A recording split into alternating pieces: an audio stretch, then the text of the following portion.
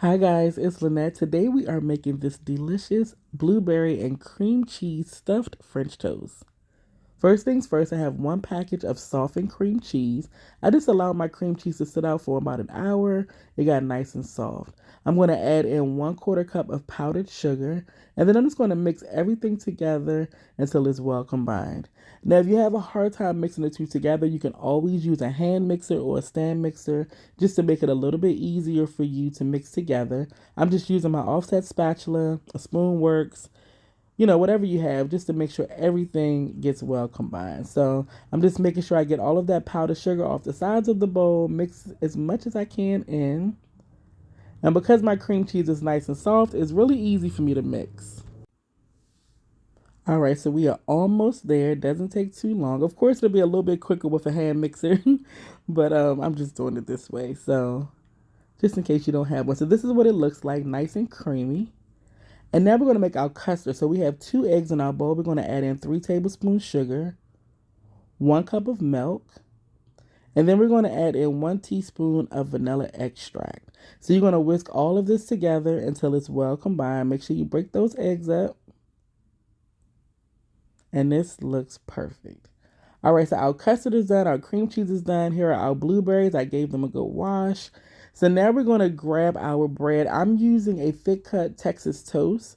You can also use brioche or challah, whatever bread you like. But I love this thickly cut Texas toast. It makes a really, really good French toast.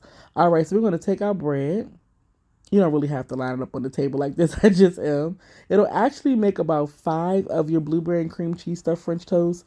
I'm going to make 3 here. So first thing we're going to do is take some of that sweetened cream cheese and we're just going to spread it right onto one slice of our Texas toast. Now you don't want a super thick layer. Just spread enough, and I'll try to show you how much I have on here. It's probably about a tablespoon or two. And then we're going to take another slice and do the same thing. You just want to spread some of that cream cheese right on this bread. And I'm taking my time to make sure I get all the way to the corner. I want that cream cheese in every single bite. Then I'm going to take some blueberries and just put them right on one slice of the bread, right on top of that cream cheese. We're making a sandwich, and putting cream cheese on both sides of the bread will just make sure everything is stuck together on the inside of your French toast, and nothing's going to come out while it's cooking. Your blueberries going to stay nice and tight. So put that other slice of bread right on top of those blueberries, and then we're just going to smash just a little bit to make sure everything is nice and tight.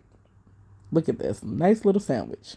So I'm just going to clean up the edges, get some of that extra cream cheese that may have come out of the side when you smashed it, and this is perfect. So let's do another one. Take some cream cheese. You want to spread it right on your bread.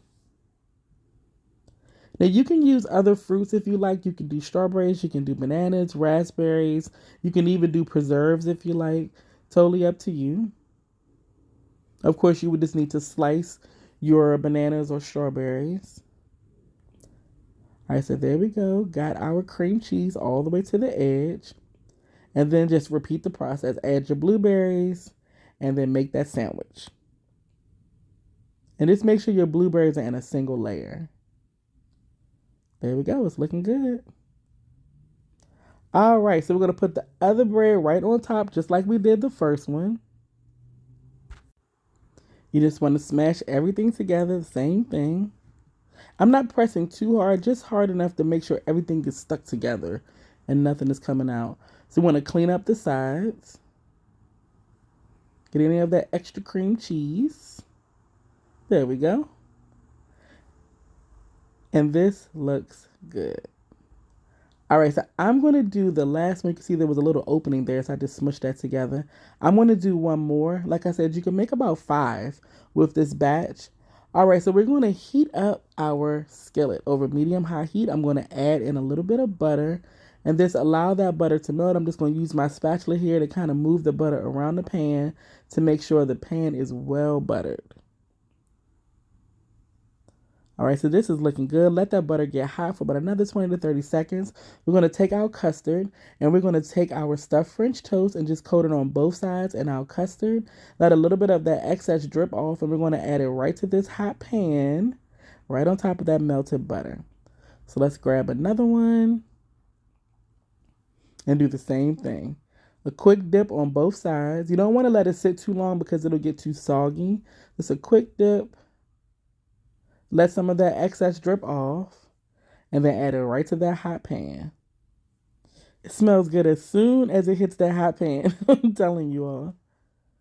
So I'm going to add the third one in as well. And we're going to allow the French toast to cook on both sides for about 3 to 4 minutes till it's nice and golden brown. And you can cook it for as long as you like. If you want yours a little bit darker, you can definitely do that. I did cut the heat down to about medium. I had it on medium high to start because you don't want your butter to burn and you also don't want your French toast to burn. So after about 3 to 4 minutes, you can see it has that nice golden brown color.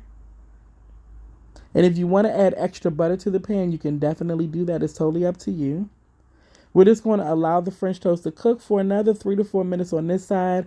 And then I did turn the French toast up on the side. Be very careful though, because as everything gets warm, it does get a little bit, you don't want your bread to slide because the cream cheese is so soft. But I did want to brown just that edge a little bit. You can definitely do that and just do, one edge at a time. So do the same thing with this one. Just stand it up on the side. You want to let it cook for maybe about 20 to 30 seconds on the side. And you're good to go. Look at this. Oh my God, it looks so good. And you can see how everything is staying together because we smushed everything together. We got the cream cheese on both sides. It's sandwiching our blueberries perfectly. There's our French toast in the pan looking so good. So, so, so good. All right, so I transferred my French toast to a baking sheet, and you want to let it sit just for about a minute or two so that everything kind of just settles and it doesn't just ooze out as soon as you cut it. So I'm going to cut the French toast in half and just show you the inside. Y'all, look at this French toast. Oh my God. This looks so good. I can imagine it with some bananas and some caramel, some strawberries, or just like this with these wonderful delicious, beautiful blueberries. I have a plate here. I'm just going to go ahead and add the French toast to the plate. And then, of course, if you have some other things to add to your breakfast, some scrambled egg or bacon, whatever you like, some more fresh fruit, you can definitely add it to your plate. So I'm just going to center this. I'm only going to add the French toast to my plate. And then I'm going to top it with some powdered sugar.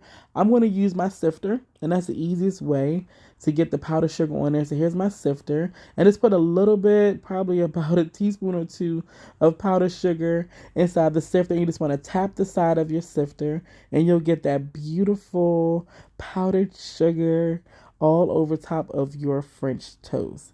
It's good like this. I don't even need to add syrup. With the powdered sugar and the sweetened cream cheese, I eat it just like this. Y'all, look how good this looks. This is restaurant quality at home. You all can make this in 30 minutes or less. It is time to enjoy. So hopefully you all give this recipe a try. I will talk to you all later. Thank you so much for watching. Be sure to like, share, and subscribe. Bye, guys. Love y'all.